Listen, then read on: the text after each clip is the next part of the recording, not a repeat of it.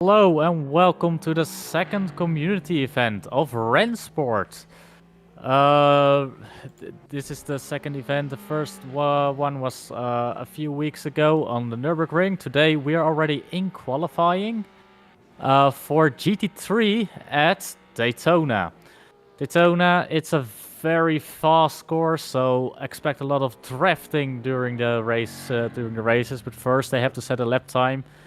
As you can see, a lot of people opted in for the Porsche and a few for the Mercedes. Nico Nuninghoff is in the Mercedes, the winner of the last event. But you have a few other drivers returning. Jiri Vrabeck was there, Alexander Emmer was there last time. Jesus Chavez, Joachim Thunder. And there are a few fast drivers again. So we might be able to see, since it's such a draft-heavy circuit, we might be able to see some competition going to Nico Nuninghoff, because he ran away with it last time. But right now we're in qualifying. Nico Nuninghoff is the first one to start his lap. So it will be interesting to see how much quicker he will be, and if there's anyone else who can get close to him. And I mean, weird stuff can happen, so maybe someone can suddenly be quicker than him. So here on board with Nico Nuninghoff. Let's see how he drives. He's coming up to the hairpin. It's like very smooth. Braking. Thrown into the right-hander. Sliding a little bit. But he keeps it calm and collected, even with that small slide. And it looks, we're gonna see what his first benchmark is gonna be. He still has like the bus stop to go, because this is the part where a lot of the drafting will happen on the oval. It's quick, but there's one bus stop in the middle of it to slow everyone down. A hard, long braking zone down to the third gear, and they are coming from the sixth gear. And it's a left, right, right, left. Here we are on board from Nico Nuninghoff. Those cones on the inside and on the outside of the turns, those indicate the track limits. We're gonna see those a lot today. If you go and hit those cones, you will get a track cut. If you get too many of those track cuts, you will get a drive-through. Or I think it's even a time penalty before that. But right now we're gonna take a look at Nico Nuninghoff. What kind of lap time is he gonna do? It's going to be a quick one, or is it not? He did not set a lap time yet. Probably had a track cut somewhere within that lap. Yeah, I mean, it could very well have been exactly as I was talking about it. But the first lap time on the board, it's Jiri Vrabeck with a 1:45.1. That is a very quick lap time. That is really, really good. Joachim Thunder 4 tenths behind. Alexander Kralin 7 tenths behind. But it looks like a lot of people have gotten a track cut. As I said, it's gonna be important to not hit those cones. Those are in place there because if you actually cut there, you gain so much more speed onto the main straight, onto the over part, and that would not be fair. So it will disallow your lap time in qualifying, and in the race it will give you an incident point. But yeah, at this moment, also Rowdy Burns, he has also set a lap time 2.7 seconds slower than Jerry Frabeck. I mean, the level of the field is going to be spread out a bit, but at least Rowdy Burns didn't cut a turn. So he's at this moment in front of Nico Nuninov. And he can be proud of that. Nico makes a mistake actually in this lap as well. Oh, Nico. Or he's going to set up for a new lap. He's probably going to do that. But here's Jerry Frabeck. He's currently in the lead. Can he improve on his lap time though? He's right now going onto the last turn, onto the oval. Meanwhile, Nico Nuninov is starting another lap. He made a mistake this time around and again got a track cut, so still no time on the board for him. Alexander Emmer is 12 thousandths behind Jerry Frabeck. It's going to be really interesting to see which one of those two will actually probably be P2 if Nico Nuninov can put down a lap time.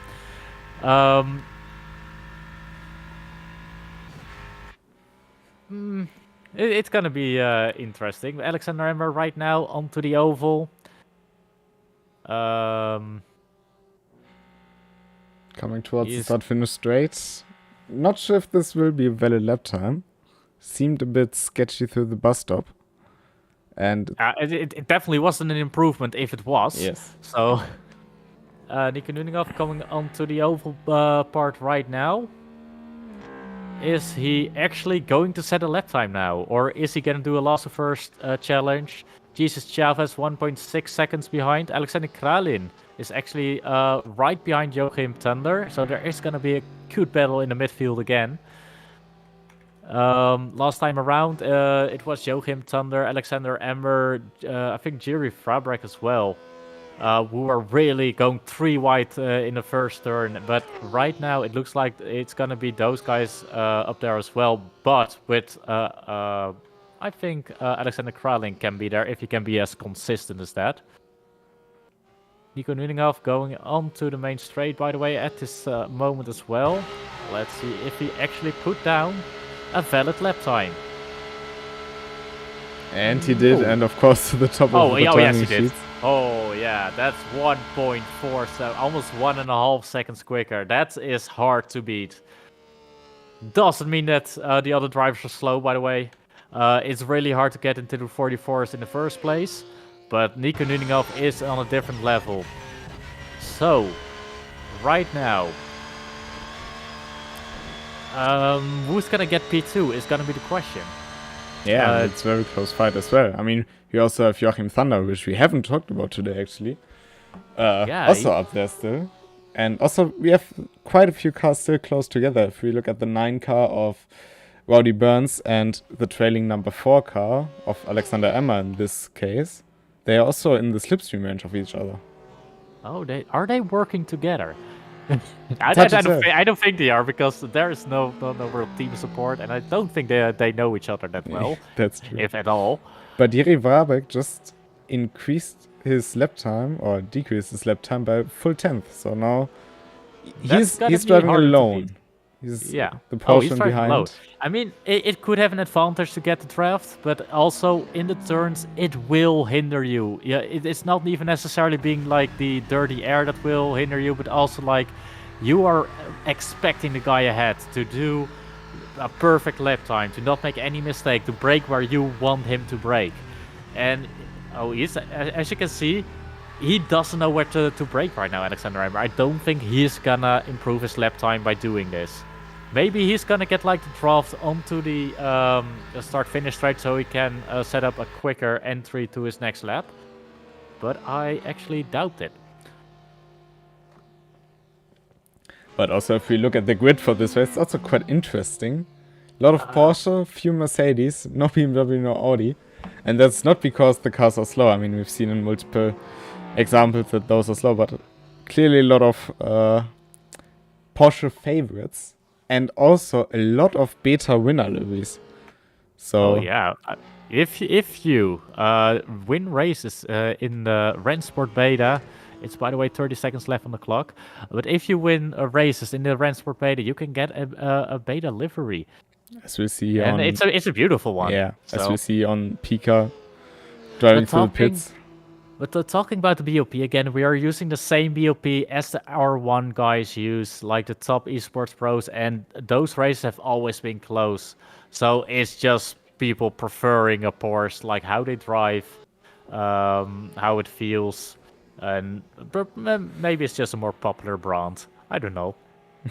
It definitely is in some way. I mean, even if you look to Real World Motorsports, as we see the results of the qualifying session with, of course, Nico Nüninghoff being up top in front of Jiri Warbeck and Alexander Emmer. But 2 Mercedes in the top 3 as well. So that's interesting. That's very interesting. But even if you look to the Real Worlds of Motorsports, we see a lot of Porsche. Also, this time around, we are going with a rolling start. That is different because this Daytona, you don't have normal starting spots there. So this means that it is going to be a rolling start. It will be interesting to see if people know how it works. Because maybe there's also possibility that people haven't driven Daytona yet. Which I doubt, because it's a great track.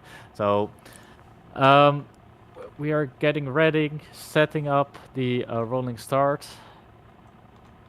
So this is gonna take a bit, but okay. A pick for a winner is gonna be easy. It's probably going to be Nico Nüninghoff. But who do you vote for a P2 finish? To be honest, I wouldn't even go with this. I wouldn't even consider this done for Nico Nüninghoff, because Daytona is such a track where it really depends on strategy, especially in a 30-minute race. This is one of the longest races we've won in ESL, but in all of RENNSPORT so far. The longest we had so far was 25 minutes.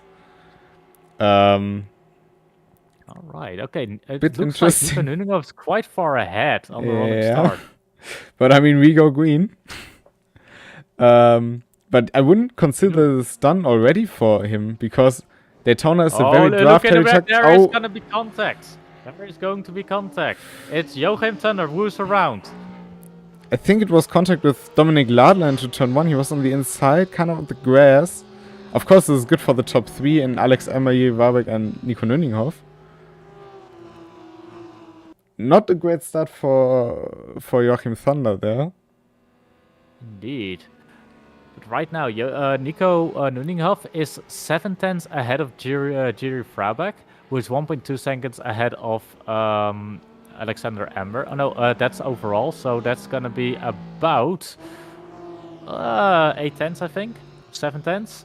So, is this enough to get a draft from Jiri Warbeck? I think it will be a very distant one, if any at all. What looks more likely to me is that Alexander Emmer is gonna get the draft from Jiri Warbeck. But with Joachim Thunder out of the equation here at this moment, because it is a 30-minute race, let's not forget that. Tires will get hot and they will actually wear. And as you can see, Jiri Warbeck is a bit aggressive on the curbs, a bit of a slide, and actually Alexander Emmer is right behind him, and you can see the effect of the draft here right now. He is getting closer. He is going to do a move, definitely. Most definitely. We don't really bump draft here. Why does Jiri Warbeck leave space on the inside? He didn't have to. I think usually you're not allowed to overtake on the inside of the yellow line, but I mean, it's fair racing. He leaves in space. He probably thinks like, this is going to be a long race. If I'm going to fight hard right now, I will burn my tires down. So it might be a smart move for Jiri Warbeck. Also knowing Alexander Emmer's driving style, because in the Porsche Cup he was aggressive, he was on the limit. Enjoyable to watch, but probably not the smartest thing to do if there's a 30-minute race ahead. In those GT3 cars. If we go a little bit more behind, there is Dominic Ladler in 4th place. Alexander Kralin right behind him with a 1 second gap. Behind there, it's Richard Heimberg, who is 1 second ahead of Rowdy Burns.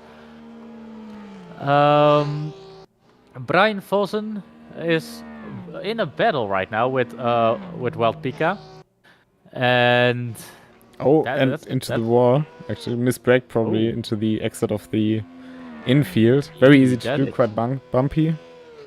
Yeah, this track surprisingly bumpy. Definitely around that part of the track there is a bump in the middle there, but I don't think it's there on the braking. But it could also just be if you brake a little bit on the curbs, you will, unsettle the car, which is not ideal if you're braking. The ABS will kick in and you will go straight if you do that. Okay, right now, things have settled down a bit, except for at the front for P2 and for P4. But it looks like it's gonna be Alexander Emmer who is under attack from Jiri Frabek. Is Jiri Frabek gonna do a move? I don't think No, so. he isn't. I think Jiri Frabek is actually gonna stay behind. I mean, it's a Yes, very yes. double-edged sword on this race. It's not as tire demanding as most other tracks. Especially through the ovals, it can cool down quite significantly, but it's still, after roughly 15 to 20 minutes, they do give way, and Alex I'm already drifting out of the first of the horseshoes. I mean, if he already starts drifting now, there is still a lot of racing left to do, and that's not ideal. But all right.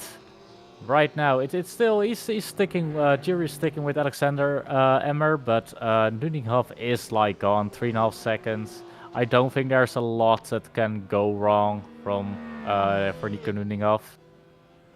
For P4 there is a battle though. Dominic Lattler still ahead of Alexander Kralin, 7 tenths in between.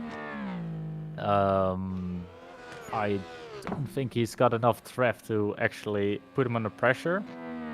Yet, because there's a bus stop here. If he does the bus stop right and he can get close, he will get around to the main straight. But he makes a tiny mistake, I think. Looked like he was going to get in a bit deep into the turn, but it's not quite. Didn't throw him off that much, I think. With the draft, he will probably get back to his old gap, but certainly not close enough to start an attack into turn 1 this time. Alright. So I cannot check how long there's left in the race, but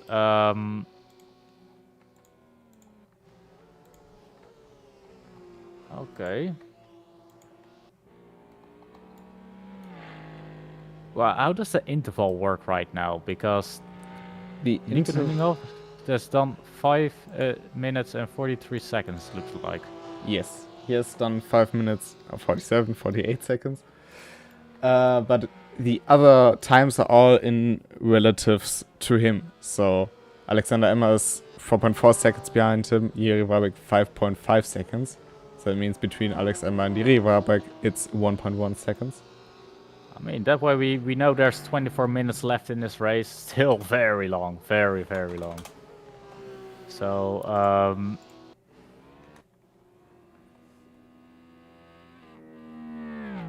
alright. So, right now it's still... I mean, for P4 there's still a good fight. It looks like the field is spreading out a little bit. People are just settling in. Trying not to push too much. And yeah, even at front, Alexander Emmer is driving away a little bit from Jiri Frabek.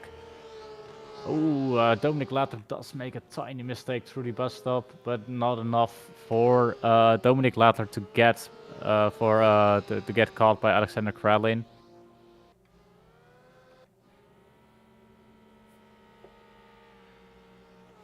I also want to just quickly mention Richard Heimberger. He came from, I think, P9 in qualifying, certainly further down the grid. Of course, profited of that turn 1 collision between Ladler and Joachim Thunder, who also made his way back up into P8. But he is running in P6 right now. That means he made up 3 positions, and at least 2 of them while fighting. So not gifted positions. Which is also quite a significant success, I'd say. Yeah, indeed.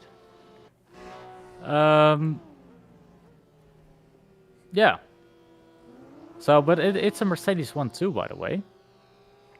So, and the other Mercedes, the Richard Heimberger, who started way down below actually, gained a few places and is in P6 as well. So, the Porsche might be the most popular, but is it actually the best car for his track? I don't think so, actually. I mean, it could be, because Porsche has a high top speed. But, you know, maybe the Mercedes is so much better on the infield that it doesn't matter. I mean, in all fairness, we have Nico Nüninghoff and Alexander Emmer, two of the best drivers in the ranked system, drive the Mercedes, and we have Joachim Thunder, unfortunately, out of the contention for the race with that turn 1 collision, but still we can see him making great progress. So it's a bit hard to tell. I mean, Vrabek and Lala are also still quite on a good pace.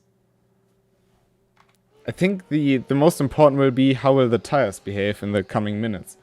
They're now in lap 6, and as we've seen with Alex Emmer, he's have a lot more, let's say, traction loss compared to most of the Porsche drivers, which also, of course, is due to the engine placement and front engine, front mid engine. I mean, mostly because of his right foot, right?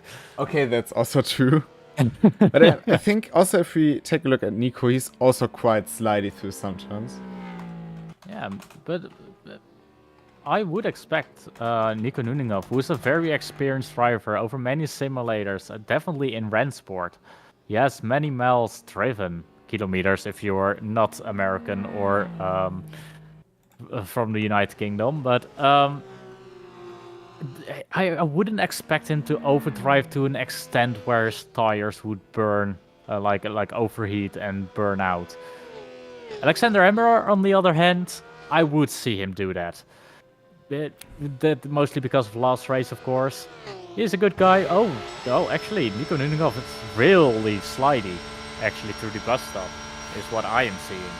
So maybe I'm wrong, but we will see in the next laps. Maybe some other drivers are maybe holding back a little bit more. Dominic Lathar still getting chased by Alexander Kralin, but also further back is Brian Vossen in 8th position, who is getting chased by Jesus Chavez. Jesus Chavez is in the strap, both with a beautiful beta livery, by the way. And, and both misbraking. Straight. They both outbrake themselves. Actually, Brian Vossen gets hit in the rear. And he's going to reverse back out. Rejoin safely, I hope. It's a very risky place to rejoin, but everyone is spread out a little bit, so he has space. That is such a shame, because it looked like it was going to be a good battle. They both looked at each other rather than the braking marker, and this happens. This actually happens. It's a shame, but I hope they'll recover. I hope they didn't burn out the tires too much, because spinning out is not necessarily good for your tires. Surprise, surprise. So maybe they will actually be fall back a little bit more towards Pika in 10th position, who is now 6.5 seconds behind Brian Vossen. And only 3 seconds behind it is Rowdy Burns. So maybe they can catch up if they keep the tires alive. Meanwhile, in front, Alexander Emmer actually gained so much time in Dominic Lathar. Dominic Lathar is more under pressure from Alexander Kralin. He didn't, because Jiri Vrabek, for a reason I didn't see, has dropped down the order. Did Jiri Vrabek spin? Oh, that is huge. Now, Jiri Vrabek, if he hasn't burned out the tires too much, has to make a good recovery drive. Let's say that. Let's look through the bus stop. It looks pretty stable. He doesn't have to countersteer a lot. Yeah. As you say that, that is really risky. He actually must look to his rear, where Joachim Thunder is coming back from that first turn crash. And he might have his tires in a better condition than Jiri Vrabek right now. There's 2 seconds in between, and the gap is coming down. What has happened to Jiri Vrabek? It must have happened during the off from Chavez and Vossen, I guess. because in Indeed. that moment we didn't really pay attention to the timing screen. No, indeed, we were looking at something else, and that's how quickly tables can turn here. Dominic Ladler has like Alexander Kralin right behind him still, but not as close as it was a lap ago. So maybe Dominic Ladler has like made a tiny mistake, which he recovered from. But yeah, GD Frabeck, that's huge. He is 4.5 seconds behind Richard Heimberger. We're gonna keep a good eye at the timing screens to see what the lap times are going to do. Right now, it's a bit of a stalemate in between everyone. Everyone that tries pushing makes mistakes, and the people that hold back are gaining those positions, but it will be more towards the end of the race. It's only like we're almost halfway. There's about 16 minutes left, I think, in this race. Which means the tricky part is just about to start as well. Yeah, it hasn't even started now. I'm keeping an eye at Jiri Frabeck, and he even through the bus stop he keeps sliding a little bit. So it is going to be like really hard for him the last second half of this race. Oh, this is gonna be interesting. Alexander Amber, surprising for me, but he actually is keeping his tires in check, it looks like. Looking relative to Dominic Ladler, he keeps that gap there. I mean, he doesn't have pressure from behind anymore either, so there's no need for him to push. I mean, it would be nice if he did, though, because as we have seen like last time in the Porsche Cup, it's exciting to watch. But for him, maybe not the best. Maybe he has learned from it. Of course. So what I'm keeping an eye on right now is the track map a bit, because we can see that the field has spread quite out over the track itself, with around half a lap separating Nico Nüninghoff in P1 and Rowdy Burns in P11. I'm not sure if we're gonna see lappings or how they will play out in this race. Don't think they will create much of a hassle for the drivers in question, but it might still be interesting, for example, for Ladler and Kralin, or for Heimberger, Vrabeck and Thunder, because they are all fairly close together within a range where a lap car can make a difference. Indeed, I don't think it's going to be too big of a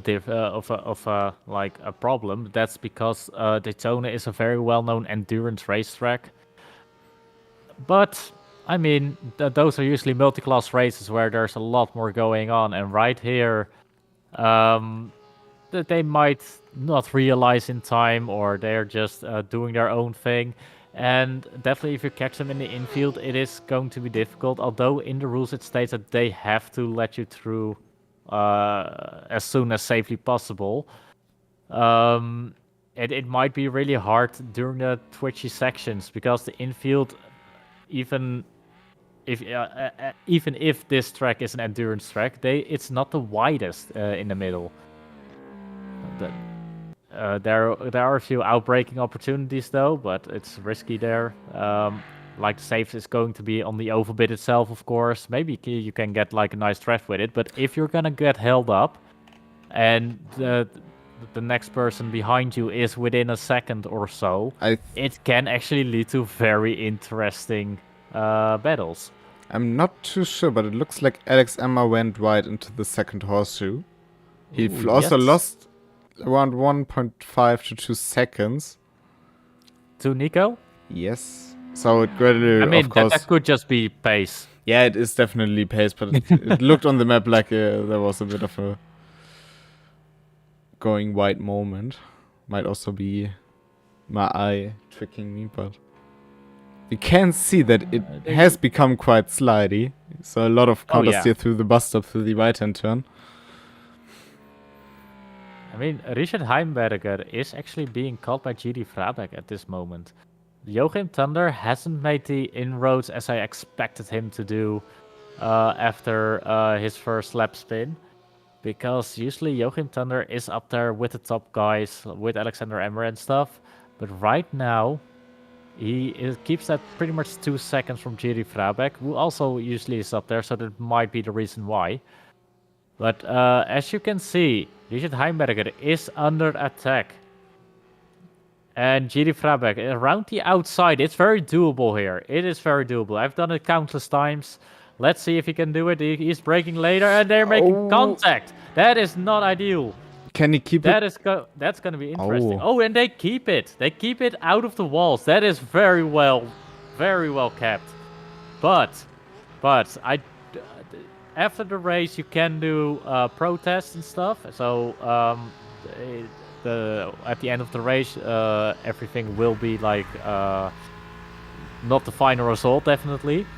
But what happened there? He went around the outside and it looked like Heimberger did not expect him to keep it there.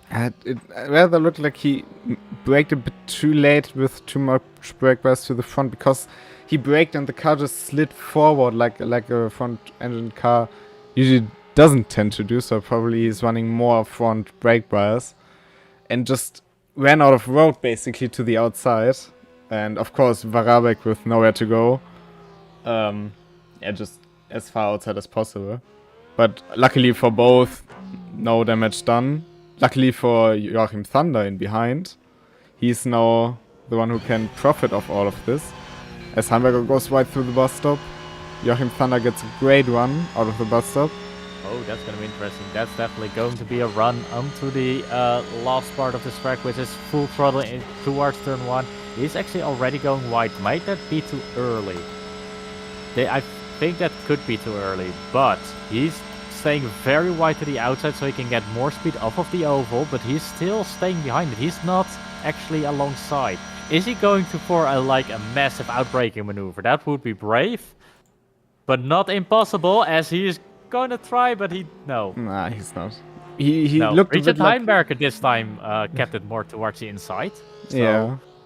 And it looked a bit like he was setting up for a switchback, which just didn't happen to be in this case, but it looked like a good racing maneuver. But you can already see how different the racing lines are. AMG taking much wider lines. You can also see that when we watch Ninninghoff or Emma going through the horseshoe. But the Porsche's keeping it usually all very tight to get the power down early and straighten up the corner exit as much as possible. Talking about Alexander Emmer, look at the gap between Alexander Emmer and Dominic Latter and Alexander Kradlin. That is come down so much. Alexander Emmer might have burned his tires again. Yeah. That's gonna be interesting, because there's only 2.5 seconds, even less than that, between him and Dominic Latter in P3. And behind that is only 1.5 seconds to Alexander Kradlin. And going to the bus stop, it looks like the others are just more grippy, because again, Dominic Latter is closing in. Looking very interesting how Jiri Varabek takes the third curb through bus stop. Can see how the rear is flung around a bit, but not much issue with handling the car apparently. But it still looks very interesting to watch. Also, what's going to be interesting after the race, I just started thinking about this. I talked in the qualifying about track limits. I see someone coming out of the pits. Yeah, that was Has Pika. someone already gotten a drive-through? Has Pika gotten a drive-through? It might be. That is if you go over the track limits too often. Or too severe. Or too severe, indeed. You will get penalties. So that might be in a time penalty, or it could be a drive-through. I think it was going to be a drive-through. I'm not too certain about that. But there will be more people who are on the limit of those of the track limit counts, and that's gonna be really. Oh, Jiri Frabeck is sliding around, by the way. Just saying.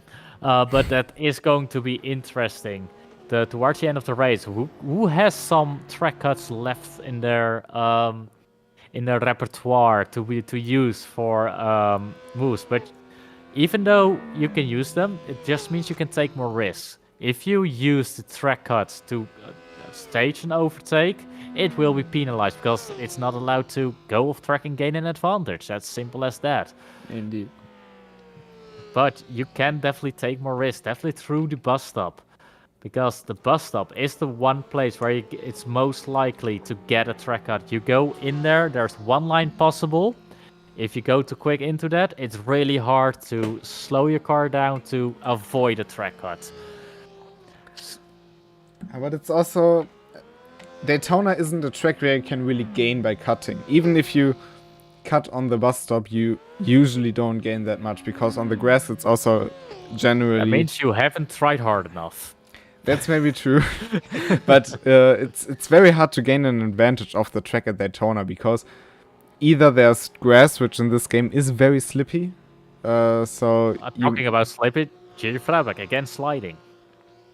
Well, maybe he has burnt more of his tires than you know. But Joachim Thunder 7/10 behind Richard Heimberger, so he's aiming for that P6 in front of him.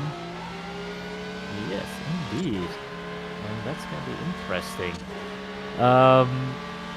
So again, he's probably waiting for the oval bits, because those are the places where it's easiest to overtake. Although it is possible to do it in the braking zones. For example, this hairpin he just came through, but he didn't. So right now he's probably gonna set up. This is the last turn, the left-hander, the most bumpy one. You can see the car jumping around a little bit. He had a little bit of oversteer as well. And he is onto the oval bit right now, but how far behind is he? It's 9/10 of a second. Is 9/10 of a second enough to get a good trough on to the bus stop? I mean, in the bus stop you're not really going to overtake. If you go too wide through there, it's usually ending in tears. So right now Joachim Thunder is going through the bus stop. It's really like on the limit. But Joachim Thunder is playing it quite safe. If we just had a look at the steering movements through the bus stop, and it was very controlled, not taking too much risk. And so far it seems to play out for him, because he's been in P11 after turn 1. He's back in P7. He's looking good for P6. Depending on Jiri Vrabek's remaining 5 minutes in the race, maybe P5, even though that's a bit of a stretch, maybe. But what I noticed, Joachim Thunder lost a little bit of time, and that was because they are lapping people, and Pika actually had spun on the bus stop and was recovering, and I think Joachim Thunder actually was distracted by that and had to slow down, because he was right on the apex, and I think it was just a little bit of time loss, but he can crawl back from it, it looks like, because he already gained the time back that he lost. But that is something to be worried about right now. Pika has had its drive-through, it looks like, which means that he is right in the middle of the pack. He's actually been overtaken by everyone right now, except from P8 to P10. So there's only 3 cars having to pass him at this moment. But right now, Alexander Emmer is getting up to a left car, Rowdy Burns. Rowdy Burns, I haven't seen do many mistakes. He might just be like keeping his tires in check, because it's really hard to do. But right now the field is getting to him. Oh, and as I say, that Rowdy Burns actually spins. Well, that's a commentator's curse at its best. Yep. Him. Indeed. I'm sorry, Rowdy. It looks like Rowdy actually came to a halt. Probably also just waiting for people to pass. But it's a bit interesting. Oh yeah, I can see on the map. But it's interesting on the top. So Alex Emmer seems to have, got back to his usual rhythm, because he's still 3 seconds ahead of Ladler. So he increased the gap again. He himself having a gap of 2 seconds to crawl in. So right now there's not too much going on in the leading group. All just driving their remaining, let's say, 3 laps behind Nico Nüninghoff. But the important stuff will be, can Joachim Thunder get back P6, and he's closer than ever. Indeed. Right now what we are saying is people know that the gaps are a bit too large to close it in without taking risks. As said, some are on the limit of the track limits, people's tires are on the limit, and that means if you're gonna push, it most likely will end up in a spin or anything. So the only thing you can do is like do your lines, do your own laps. But for Joachim Thunder, this is the only moment to get back to P6. And even under acceleration onto the oval, you can see him slide around a little bit. So he's definitely not holding back. He is the one taking risks right now. But indeed, it's about 2 minutes remaining, so that means Nico Nuninghoff is into turn 1. He's sliding a little bit, but it looks like it's going to be 2 laps remaining. And Joachim Thunder through the bus stop. It looks like everyone is doing it quite clean. Actually, GD Frabeck hasn't built a gap as large as I expected him to do when he overtook Richard Heimberger. But it looks like those three are just gonna follow each other right now because they're right outside of each other's draft. They are not going to take risks right now. But it looks like also Alexander Emmer has built up a gap again to Dominic Latler, so he's not under pressure anymore. Dominic Latler is 2 seconds ahead of Alexander Kralin. Which also, I mean, there's a little bit of pressure. As long as you don't make a mistake, though, it's going to be hard to lose that in 2 laps. GD Frabeck is quite a while behind that, but it's like GD Frabeck, Richard Heimberger, Joachim Thunder being quite close to each other. But none of them close enough to be in the draft and actually put pressure on the guy ahead. Although Joachim Thunder is starting to get within a second of Richard Heimberger, but also just about not, so it's fluctuating a lot.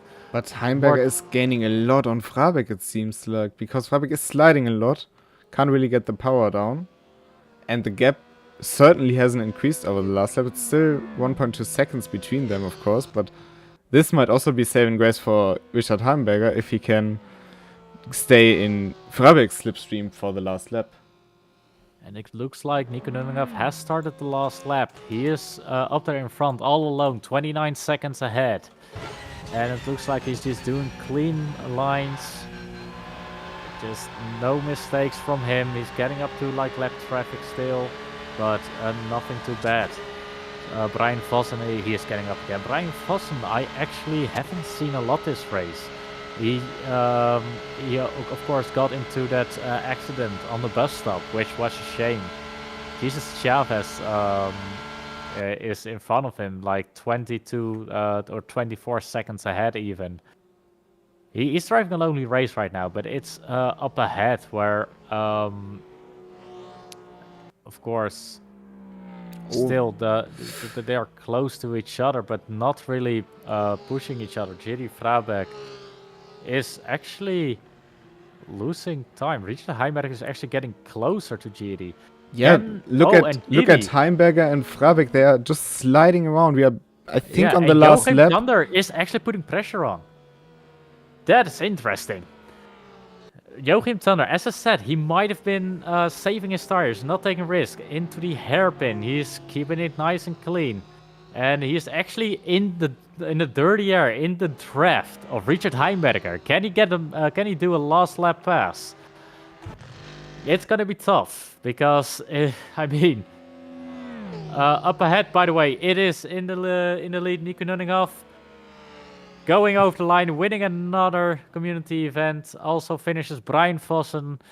Who he just left right before that. There was again someone coming out of pits. Again, someone getting a penalty. But right now, Joachim Thunder is still in the draft. But is he close enough? I don't think so. It's actually GD Frabeck is far enough in front of Heimberger, I think. It's only Joachim Thunder, but he has to come from really far. I don't think that's gonna happen.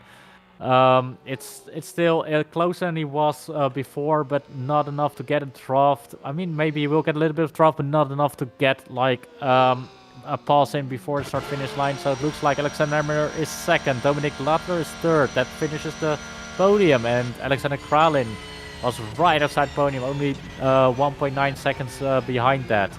GD Frabeck, Richard Heimberger, Joachim Thunder come over the start-finish line in B5, 6, and 7. Jesus Chavez is going to finish in 8th, as all other cars are finished a lap down with Brian Vos and Watpika and Rowdy Burns. So yeah, it's only Jesus Chavez who has to cross the line. Again, this race, it was a long one. We've learned a lot about how hard it is to keep on the limit for 30 minutes straight. Because we've seen people make mistakes, we've seen people even crash. But most people kept their tires in check. Nico Nuninghoff drove a very clean race. Alexander Emmer actually drove a clean race as well. Who last time around made some mistakes, but this time, I mean, he was clean. And Jesus Chavez actually goes into the pits.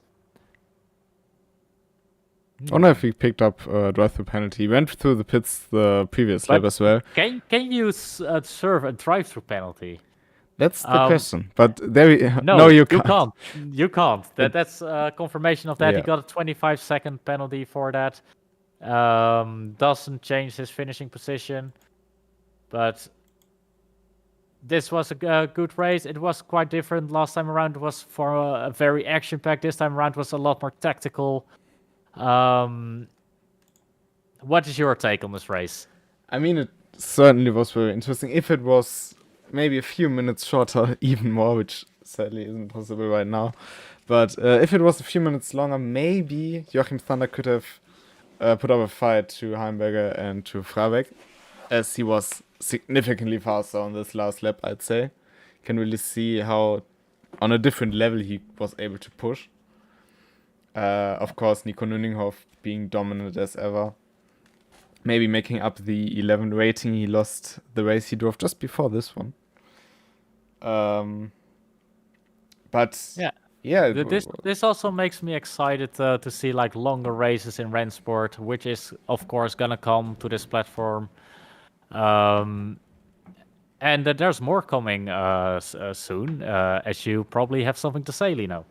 Yeah, they wanted to leave it to me for whatever reason to announce that we finally have a proper schedule to share with you. And we will just take some time and look at it. So I will just switch to the schedule for the February 26th to March 17th, which you can also see includes the next community event, which is in mid of March. Had to think about it for a second. And it's maybe it looks a bit confusing for some, but it's quite easy to understand, really. So on top, you can see the community event. It will be the 15th of March 2024. As always, 8 p.m. European time.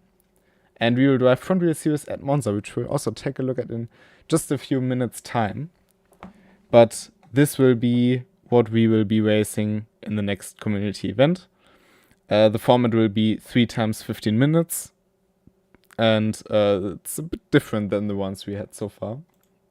Again, with point system, but all the details we will be sharing in the Discord. So make sure to join the Discord. If you have beta access, type in !beta and get access to the Leaks and Events channel. And all right. I'm not done yet. Oh, I'm sorry. I mean, Remco's always so fast and everything. I'm always too quick. Yeah.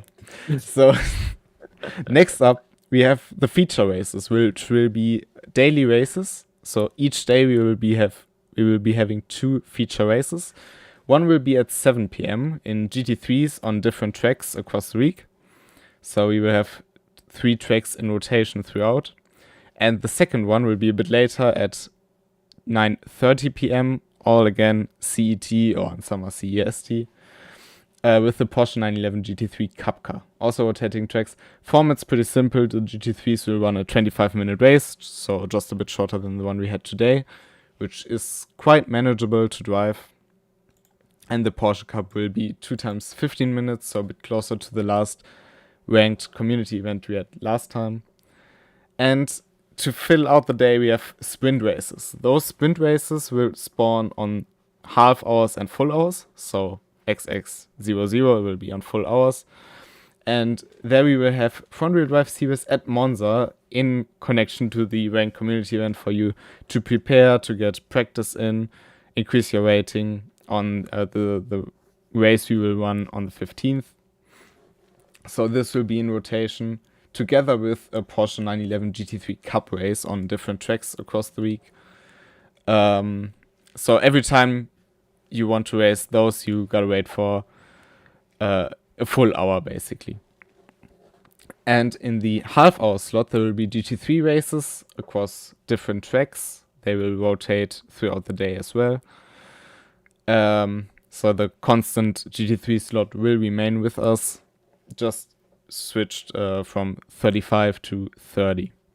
And every 3 hours from 1:30 o'clock, so 1:30, 4:30, 7:30, and so on, we will also have another front-wheel drive series race, which will run parallel to one of the GT3 races on different tracks across the week, just to get some special races with the FWD series in as well.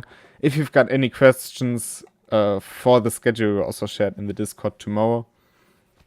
Just ask Remco or myself in the Discord, and we are more than open to answer any questions you may have. The sprint races are all 12-minute sprints, so more on the shorter side, but still action-packed. And yeah, do you want to add something to this schedule we built? Am I allowed to finish this time? Maybe, yeah. Okay, this was it for the second community event. No. Oh, what? We are not finishing. What? Because, of course, we also have to announce the next event, which we will do just in a second. We can do that to close out the stream, actually. So go ahead. Oh, you do that. Yeah, we will show you what the next event might look like in just a few seconds. And this was a very enjoyable event for us, I think. Hopefully for you as well, either while driving or while watching. And I'd say we see us in 3 weeks, maybe 2 weeks, but that we don't know yet to 100%. But stay tuned. Follow Discord. Follow the Discord. And see you next time. Bye bye. Bye.